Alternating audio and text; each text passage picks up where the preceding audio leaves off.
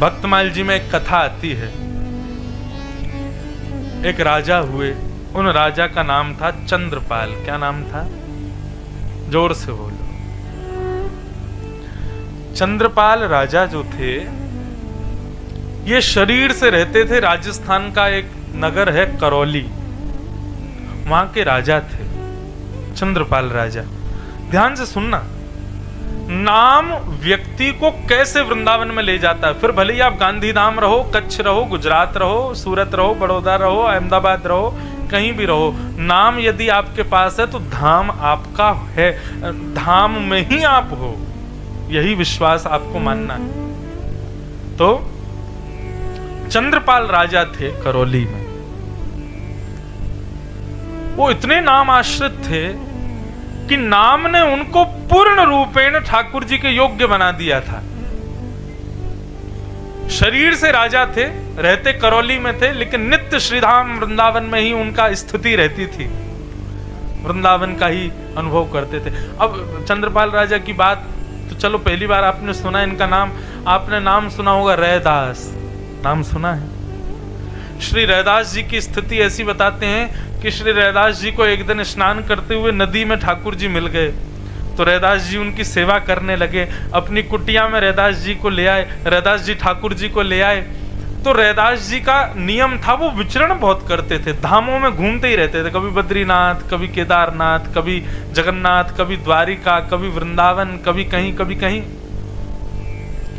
लेकिन जब से ठाकुर जी आ गए, रैदास जी का निकलना बहुत कम हो गया। क्यों? ठाकुर जी के अनुकूल भोग की व्यवस्था, शयन की व्यवस्था, ये सब नहीं हो पाती थी।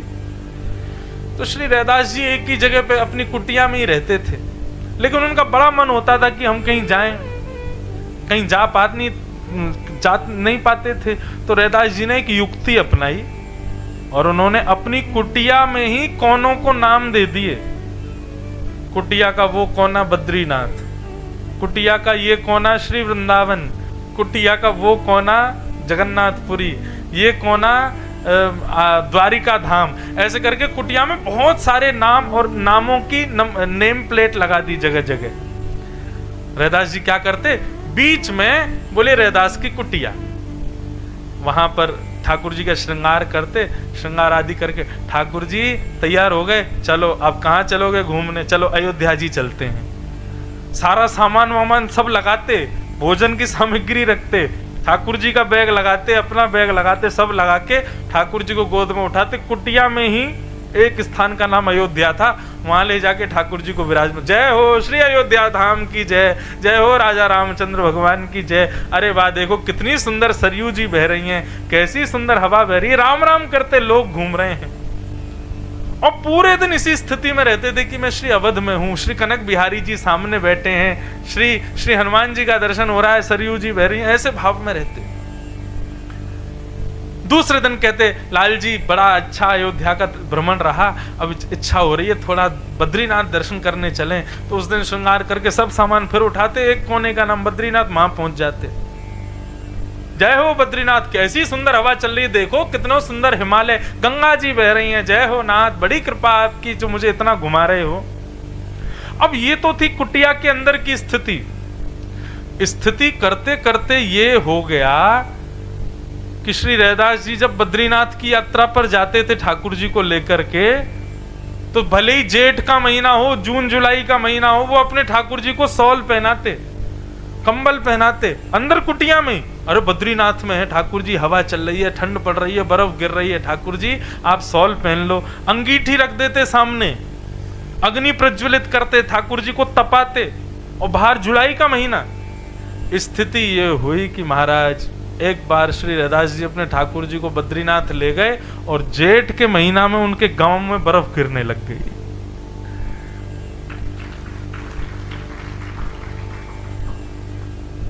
धीरे धीरे गांव वालों को भी पता चल गया, यदि सर्दी के महीने में लू चलने लग जाती तो समझ जाते जरूर आज रैदास अपने ठाकुर जी को दक्षिण ले गया होगा, इसलिए गर्म हवा चल रही है। और कभी गर्मी के महीना में बर्फ गिर जाती, बोले अरे आज रैदास के ठाकुर जी बद्रीनाथ पहुंचे होंगे जरूर। ये स्थिति, इसका मतलब ये बिल्कुल प्रमाणित हो जाता है कि हमारा तन का उपस्थित होना सांसारिक विषय है, हम तन से कहीं उपस्थित हों, लेकिन मन का उपस्थित होना कहीं पर, यह भक्ति का विषय है, ये भाव का विषय है। और वृंदावन तन की प्रेजेंस मांगता ही नहीं है, वहां तो मन का ही प्रेजेंट होना जरूरी है। तो चंद्रपाल राजा भले करौली में रहते थे, लेकिन मन ऐसा था उनका कि वो सदैव वृंदावन का स्मरण करते थे। अष्ट सखा हमारे, मैं अष्ट सखाओं का ज्यादा गायन करता हूं कथाओं में भी, तो हमारे अष्ट सखा कहते हैं कि भैया तुम ठाकुर जी को अपना लो, कोई बड़ी बात नहीं है, ठाकुर जी तुमको अपना में ये बड़ी बात है। ठाकुर जी को तो सब अपनाते हैं, चोर भी कह के जाता है, हे द्वारिकाधीश कृपा करना कि मालिक सो रहा हो गहरी नींद में ताकि मैं चोरी कर लूं। चोर भी द्वारिकाधीश से प्रार्थना कर रहा है, तो इसका मतलब यह है कि चोर भी ठाकुर जी को स्वीकार कर रहा है। लेकिन बड़ी बात यह नहीं है कि हम ठाकुर जी को स्वीकार करें, बड़ी बात यह कि उन्होंने हमें स्वीकार किया कि नहीं। तो अष्ट सखा गाते हैं एक बात कि भगवान हमको स्वीकार करते हैं, इस बात का प्रमाण क्या है। और तब अष्ट सखाओं में एक सखा कहते हैं, जब अपनों करी जाने गिरधर, जब अपनों करी जाने गिरधर, जब अपनों करी जाने गिरधर, जब अपनों करी जाने गिरधर। ठाकुर जी हमको अपना कब बनाते हैं। मुझे ये पद बड़ा प्रिय, मैं लगभग कथाओं में गाता हूं और लोगों से कहता हूं, भैया इस भाव को सुनकर के स्वीकार करो कि ठाकुर जी कब अपनाते हैं। जब अपनों करी जाने गिरधर, जब अपनों करी जाने गिरधर। कब? ठाकुर जी जिसको स्वीकार करेंगे उसकी स्थिति का यहाँ पर वर्णन किया जा रहा है। ताको मन भक्तन की सेवा, ताको मन भक्तन की सेवा, ताको मन भक्तन की सेवा, ताको मन भक्तन की सेवा। हरि जन संगे हरि उर आने, हरि जन संगे हरि उर आवे। बंधुओं, जैसे कोई फिल्म स्टार हमको दिख जाता है तो हम लोग बावले हो जाते हैं, होता है ना। कई बार हम देखते हैं एयरपोर्ट्स पर, रेलवे स्टेशन पर कोई फिल्म स्टार जा रहा हो, कोई क्रिकेट स्टार जा रहा हो, कोई बहुत बड़ा नामी एंटरटेनर जा रहा हो, तो लोग उसके पीछे भागते हैं। कोई सेल्फी ले रहा है, कोई ऑटोग्राफ ले रहा है, कोई पीछे पीछे। ये पूर्ण संसारी का लक्षण दिखता है। लेकिन जैसे ही कोई संत दिखे, जैसे ही कोई वैष्णव दिखे, कोई तिलकधारी दिखे, कोई गले में माला पहना, कोई वैष्णव रूप का दिखे, आप बावले से हो जाओ उसको प्रणाम करने। आप भले ही उसको नहीं जानते, लेकिन उसके रूप को देख करके, उसके भेष को देख करके, उसके भाव को, उसके माथे का तिलक देख के, उसकी धोती देख के आपके मन में हो जरूर द्वारिका से, वृंदावन से, अयोध्या से इनका कोई संबंध है। आप तुरंत जाके उसको प्रणाम करो, भले ही वो आपका अपरिचित है। ये एक वैष्णव का लक्षण है। और वैष्णव का भी नहीं, ये ठाकुर जी ने तुमको स्वीकार किया, ये उस बात का प्रमाण है कि तुमको उनको देख करके प्रणाम करने की इच्छा हुई। अभी आप थे हमारे साथ अहमदाबाद में, अभी अहमदाबाद हम लोग उतरे उस दिन परसों रात्रि को, तो सत्य में एक अपरिचित खड़े थे सामने, धोती पहनी हुई थी उन्होंने, तिलक लगा रखा था। मैं कोई अपनी प्रशंसा नहीं कर रहा, लेकिन एक बात बता रहा हूं, उन्होंने 3 बार मेरे से नजर हटाई, ऐसे ऊपर से नीचे देख के ऐसे हो गए। फिर ऐसे देखें, फिर ऐसे हो जाए। लेकिन मैं जबरदस्ती उनके पास गया और मैंने कहा जय श्री कृष्ण। बोले जी जय श्री कृष्ण जय श्री कृष्ण। अब हम आगे चले गए, ये सब बोले आप जानते थे इनको? मैंने कहा नहीं तो। बोले फिर आपने प्रणाम क्यों किया? मैंने कहा तिलक लगा रखा था, धोती पहनी हुई थी, इसलिए प्रणाम किया। अब मैंने कहा पीछे मुड़ के देखो, वो मुझे को देख रहा होगा, वो मुझे ही देख रहे थे। मैंने कहा वो रास्ते भर सोचेगा कि अपरिचित था, फिर भी ये मेरे को जय श्री कृष्ण बोल के गया। आगे से उनको कोई ऐसा मिलेगा तो वो भी जय श्री कृष्ण बोलेंगे अपनी तरफ से। यही तो प्रमाण है कि ठाकुर जी ने तुमको स्वीकार किया। और मैं तो डंके की चोट पर बोलूं, मुझे नाथ ने स्वीकार किया है। मैं उनको स्वीकार करूं ये नहीं, वो भी मुझे कर चुके हैं। मैं योग्य नहीं हूं उसके। मुझे ब्रज में जन्म दिया, पहला स्वीकार का प्रमाण। ऐसे पिता प्रदान किए, ये दूसरा स्वीकार का प्रमाण। व्यासपीठ प्रदान की, तीसरा स्वीकार का प्रमाण। अपनी निज सेवा दे दी, ये चौथा स्वीकार का प्रमाण। मैं और कितने प्रमाण रखूं? मैं लेकिन चाहता हूं कि ऐसा स्वीकार ठाकुर जी सबको कर लें। फिर जिस सुख में है हम, ब्रह्म सौख्यम त्वनंतम, उस सुख की प्राप्ति हो। मुझे अभिमान इस बात का नहीं कि मैं भक्त हूं, वैष्णव हूं। मैं कुछ भी नहीं हूं। मैं बिल्कुल भक्ति नहीं जानता, बिल्कुल वैष्णवता नहीं जानता। ये कुछ जो भी बोल रहा हूं, ये भी हमारे पूज्य पिताजी नाना जी की तपस्या का प्रतिफल है। लेकिन इस बात को अहंकार से कहूंगा कि ठाकुर जी मेरे हैं और मैं ठाकुर जी का हूं। बाकी कुछ मेरी योग्यता नहीं है। आप मुझे प्रणाम करो, मुझे देख के वंदन करो, मुझे माला पहनाओ, ये सब योग्यता मेरे पिताजी की वजह से है। मुझे उनकी तपस्या है। मेरे अंदर केवल और केवल मेरे ठाकुर जी मेरे हैं और मैं उनका हूं। कई बार तो मैं श्रृंगार भी, अब आजकल बालक सीख गए तो मैं कम ही करता हूं। लेकिन फिर भी मेरे को यह है कि ये है तो मेरा ही। चाहे कोई भी श्रृंगार करे, कोई भी भोग लगाए, रहेंगे तो मेरे ही, मेरे साथ ही। ये स्वीकार्यकरण, यही तो हमें चाहिए। ये भक्ति का पथ क्यों है? ताकि ठाकुर जी हमें स्वीकार करें। दुनिया ठाकुर जी को स्वीकार करती है, लेकिन विशेषता तब आवे जब ठाकुर जी हमको स्वीकार करें। जब अपनों करी जाने गिरधर, जब अपनों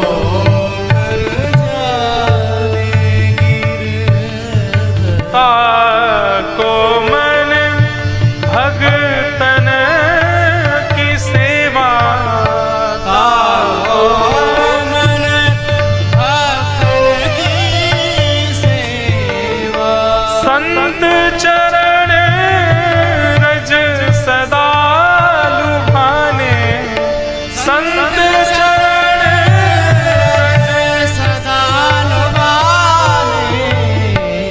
अब तुलसीदास जी को आप सब जानते हो। तुलसीदास जी को ठाकुर जी ने स्वीकार किया कि नहीं बताओ? किया ना।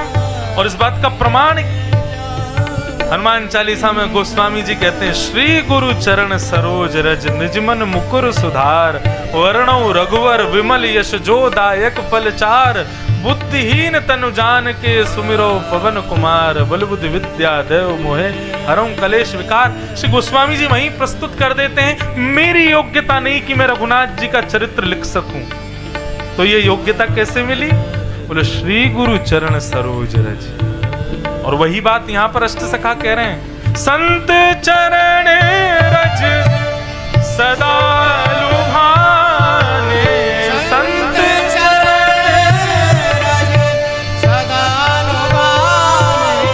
जब अपनों करी जाने गिरधर, जब अपनों कर जाने गिरधर, जब अपनों करी जाने गिरधर, जब अपनों कर जाने। ठाकुर जी जब हमको स्वीकार करते हैं तो वैष्णवों को देख करके वो स्थिति होती है जो संसारी लोगों को किसी फिल्म स्टार को देख के हो जाती है, बल्कि वो तो स्थिति केवल इसलिए कि इसके पास हम चले जाएं, थोड़ा फोटो खिंचाएं, तब दुनिया को दिखाएं, ये स्थिति भी एक संसारी है। लेकिन वैष्णव की स्थिति एक दूसरे वैष्णव को देख करके ऐसी हो जाती है कि बस ये मेरे सामने बैठे रहे, कुछ हरि चर्चा सुना दें, मैं आनंदित हो जाऊं, मंत्रमुग्ध हो जाऊं, ऐसी कृपा मुझ पर हो जाए। आइंदा कभी रेलवे स्टेशन पर, कभी एयरपोर्ट पर, कभी बस में, कभी गाड़ी में, अहमदाबाद में, बड़ोदरा में, दिल्ली में, अमेरिका में, कहीं भी कोई वैष्णव दिखे ना, भले ही अपरिचित हो। वैष्णव किसे कहते हैं? जिसके माथे के तिलक को देख करके, जिसकी शिखा को देख करके, जिसके भेष को देख करके लगे कि ठाकुर जी का है।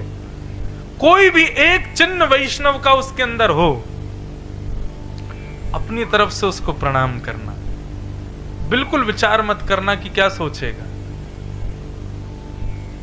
और एक और बात, कहीं वो नहीं कि प्रणाम करके उसका परिचय भी पूछने लग जाओ, आप कौन हो, कहां से हो, परिचय भी मत पूछो। बस वो ठाकुर जी का, इससे ज्यादा क्या चाहिए आपको जानना, कहां से है, कौन है, क्या है। उसने तिलक लगाया है, उसका स्वरूप वैष्णव का है, आप अपनी तरफ से प्रणाम करो। ये दो स्थिति में ही प्रणाम हो सकता है। या तो तब होगा जब ठाकुर जी हमको अपना लेंगे, तब अपने आप सहज ही होगा। वाल्मीकि रामायण में वर्णन आता है कि विभीषण जी अपने स्थान पर बैठे, कमरे में बैठे ठाकुर जी का यजन कर रहे थे। हनुमान जी रूप बदल के घूम रहे थे। जैसे ही हनुमान जी विभीषण के यहां पहुंचे तो कहते हैं कि विभीषण जी एकटक हनुमान जी को देखने लगे और देखते रह गए। और थोड़ी देर में हनुमान जी रूप बदल के आए हैं, ब्राह्मण का रूप धारण करके आए, लेकिन विभीषण उनके पास जाता है, उनके चरण छू लेता है। हनुमान जी थोड़े पीछे हुए, बोले आप हमें प्रणाम क्यों कर रहे हो? आप तो राम भक्त हो, राम भक्त के अलावा किसी को प्रणाम नहीं करते हो, आप हमको वंदन क्यों कर रहे हो? तो विभीषण जी कहते हैं पता नहीं आप कौन हो, लेकिन जब से आप आए हो ना, तब से आपको देख के पता नहीं मेरे को राम जी को और पाने की इच्छा हो रही है। मेरा मन कर रहा है मैं उनका और भजन कर लूं, मैं उनका और सेवा कर लूं, मैं उनकी और वंदना कर लूं। आप जब से आए हो तब से औरा ऐसा हो गया है मेरे स्थान का, मुझे ऐसा लग रहा है कि मैं जितना भजन करता हूं उससे दुगना कर लूं अभी। तो निश्चित ही आप कोई हरि भक्त ही हो, इसलिए मैं प्रणाम कर रहा हूं। हनुमान जी प्रकट हो गए अपने रूप। वह धन्य है विभीषण। भक्त का परिचय भाव से है, उसके वचनों से है, लेकिन प्रथम परिचय उसके स्वरूप से भी है।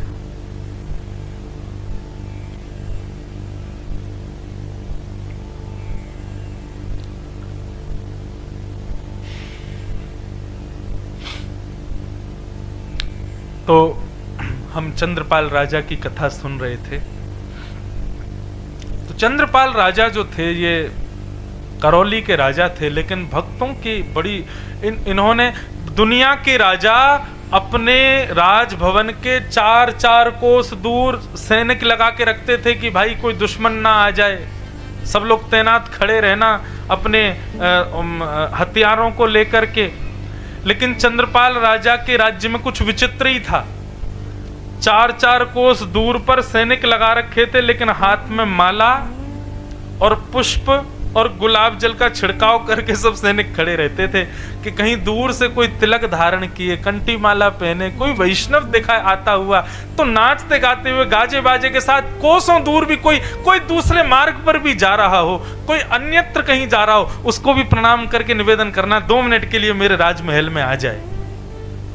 उसने अपनी सेना इसीलिए लगा रखी थी कि वैष्णवों को ढूंढ ढूंढ के लाओ। इतना वैष्णव निष्ठ था। और महाराज स्थिति इतनी नहीं, कोई भी बेचारा कोई साधारण सा ही तिलक लगा के चला जाता था और राजा के महल के बाहर से कहीं से निकल जाता 4 कोस दूर से, तो सैनिक उसके हाथ जोड़ते, पांव पूछते, माला पहनाते, गुलाब जल का छिड़काव करते, बोले हमारे राजा की आज्ञा है। कोई भी वैष्णव दिखे प्रार्थना करना, वो रुचि हो उनको तो उनको ले आना, नहीं हो तो कोई बात नहीं, आप चलिए ना, हमारे राजा का भाग्य उदय होगा, आप जाएंगे तो वैष्णव बोलते अरे वाह भाई, ऐसा वैष्णव निष्ठ राजा, इसके तो दर्शन करने चाहिए। महाराज मानो जैसे 365 दिन व्यवस्था उसके यहाँ ऐसी, जैसे आज आपने यहाँ स्वागत की व्यवस्था की, ढोल नगाड़े बज रहे, पुष्प बज रहे, तो ये 4 दिन की व्यवस्था है, लेकिन राजा के यहाँ ऐसी 365 दिन रहती थी। सारे सैनिक नए कपड़े पहनेंगे, सारे गांववासी सब नए कपड़े पहनेंगे, और सबके यहाँ तैयारी रहेगी कि कोई वैष्णव आए तो सब पुष्प वर्षण करोगे, सब जय श्री कृष्ण बोलोगे, सब उनका कीर्तन करोगे, सब दक्षिणा प्रदान करोगे। ऐसा राजा। श्री नाभाजी ने भक्तमाल में राजा चंद्रपाल का इतना यश गाया, बोले ऐसा वैष्णव निष्ठ राजा हमने देखा नहीं। राजा के दरबार में प्रवेश करते तब तो पूछो ही मत, प्रणाम करते, चरण धोते, चरण का जितना जल होता सब पान करके पूरे नगर में छिड़कवाते, माला पहनाते, दक्षिणा देते, और उसके बाद राजा रानी दोनों बिल्कुल निर्लज्ज होके उस वैष्णव को राज्य गद्दी पर बैठा के दोनों नृत्य करते। क्यों? बोले आज हमारे घर हरि का प्यारा आया है, आज के दिवस की मैं जाऊं बलिहारा, मेरे घर आया राजा राम जी का प्यारा। आज के दिवस की मैं जाऊं बलिहारा, मेरे घर आया प्यारे कृष्ण जी का प्यारा।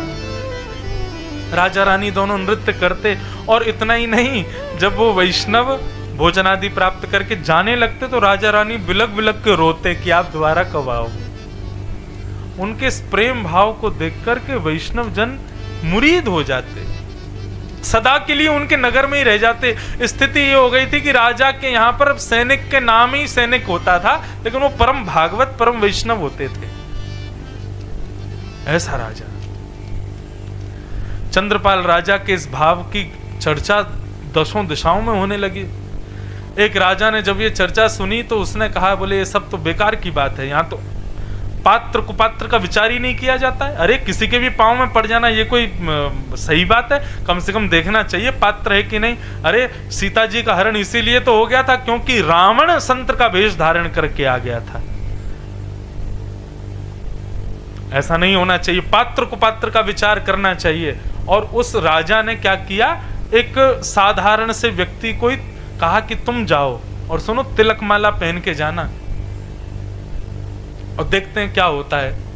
एक बिल्कुल विचित्र, बिल्कुल भगवत विहीन व्यक्ति को राजा ने भेज दिया और तिलक और माला डालना भूल गया, ऐसे ही प्रवेश कर गया राजा के यहाँ। सैनिकों ने प्रवेश नहीं करने दिया, हाथ जोड़ के कहा, बोले महाराज हमारे नगर में सबका आगमन है, लेकिन वही आ सकते हैं जो वैष्णव है, आप वैष्णव नहीं है। भूल गया बेचारा, लौट के गया तो तिलक और माला धारण करके आया। अब सैनिक इतने भोले, वो जानते हैं कि अब ये भी आया था, बिना तिलक और बिना माला के आया था, ये वैष्णव है नहीं है, लेकिन अब ये जबरदस्ती तिलक माला अंदर डाल प्रवेश के लिए डाल के आया, तो भी सैनिकों ने रोका नहीं। हाँ अब ठीक है, अब आप जा सकते, जबकि वो अनधिकारी था। राजा के यहाँ जैसे उसने प्रवेश किया, प्रवेश करके राजा समझ गए कि वैष्णव नहीं है, लेकिन भेष वैष्णव का है, फिर भी माला पहनाई, चरण धोए और वही नृत्य करना, आनंद करना, सब कुछ किया। और राजा एक और काम करता था, दक्षिणा अपने आप नहीं देता था, अपने तहखाने में ले जाता, कहता जो आपको चाहिए ले जाओ। वो तो साधारण भगवत विहीन व्यक्ति था, उसने खूब सारे धन उठा लिए। राजा बोला मैंने आज तक अपनी तरफ से दक्षिणा किसी को नहीं दी, लेकिन आपको दूंगा। तो एक डिब्बी में रेशम कपड़े में फूटी कौड़ी रख करके उसको दे और दी। बोले आपको जिसने भेजा उनको मेरी तरफ से दे देना। बहुत सारा धन लेकर के वापस उस राजा, दूसरे नगर के राजा के यहाँ गया, सारा धन दे दिया और कहा, अंत में राजा ने ये डिब्बी और दी थी। डिब्बी खोल करके देखा, फूटी कौड़ी देख करके राजा तिलमिला गया, बोले ये क्या है। तो उनके यहाँ एक ब्राह्मण देवता रहते थे, उन्होंने कहा, बोले महाराज राजा ने आपको सारी संपत्ति इसलिए दी क्योंकि आपने एक अनधिकारी को भी वैष्णव भेष दिया, तिलक और माला पहना दी एक अनधिकारी को भी, उसके लिए तो राजा ने आपको संपत्ति दी, लेकिन आपने एक दूसरे वैष्णव को परखने का प्रयास किया, परीक्षा का प्रयास किया, उसके लिए राजा ने आपको फूटी कौड़ी प्रदान की। राजा और तिल मिला गया। उसने कहा, बोले अच्छा, बोले अब की बार एक काम करो, अब तो अनधिकारी गया था, अब अधिकारी को भेजूंगा, आप जाइए। ब्राह्मण से कहा आप जाओ उसके। ब्राह्मण तो बड़ा भक्त था, भगवत भक्त था। ब्राह्मण चला गया। ब्राह्मण गए तो महाराज वही स्वागत सत्कार किया। अब ब्राह्मण कथा वक्ता भी था, तो राजा जब नृत्य करने लगा, नृत्य करके प्रणाम किया, तो ब्राह्मण ने कहा बैठो राजन, मैं कुछ सुनाता हूं। तो ऐसी चर्चा सुनाई महाराज, राजा भाव विह्वल हो गए, चरण पकड़ लिए, बोले मेरे यहाँ जो आता है सब प्रणाम करके आनंद करके सब चले जाते, मैं आपको जाने नहीं दूंगा। महीनों तक उस ब्राह्मण को जाने नहीं दिया। महीनों बाद जब वो ब्राह्मण जाने लगा, तो राजा ने वही कहा, महाराज दक्षिणा जो आपका मन करे ले लो। तो वहां तो तोता और मैना बैठे थे। उन्होंने कहा ये आपके यहाँ जो तोता मैना के जोड़ा है, इनमें से एक मुझे दे दो। तो मैना उसको दे दिया, और वो ब्राह्मण मैना लेकर के दूसरे राजा के यहां गए। बोले बड़े दिन में आए हो, बताइए कैसा था राज दरबार। बोले कि अब मैं नहीं बताऊंगा, ये मैना बताएगा। तोता का स्वभाव होता है बोलना। तो जैसे ही प्रवेश किया तो वहां सब लोग सांसारी चर्चाएं कर रहे थे, संसार की चर्चाएं, ये सुंदर, ये कुरूप, इसने क्या पहना, उसने क्या पहना, इसने कितना कमाया, उसने कितना कमाया, इसका घर कैसा, उसका घर कैसा। राजा की सभा में सब यही सब चर्चा कर रहे थे। अब मैना डांट के बोले, अरे पापियों, कृष्ण कहो, राधा कहो, भगवत नाम कहो, क्या संसारी चर्चाएं करते हो। तो जब राजा ने पूछा कि उसकी सभा का महिमा बताओ, बोले कि मैं ब्राह्मण क्या महिमा बताऊं, ये जीव बताएगा। बोले जीव भी जानता है कि सांसारी चर्चा करना पाप है, भगवत नाम कहो। बोले जिस राजा के यहाँ रहने वाला तोता मैना भगवत नाम गाते हैं, उस राजा के यहाँ के मानव की स्थिति क्या होगी, राजन विचार करो। तब वो राजा नतमस्तक होके सदा के लिए उस राजा के यहाँ गए, और वह भी वैष्णव हो गए।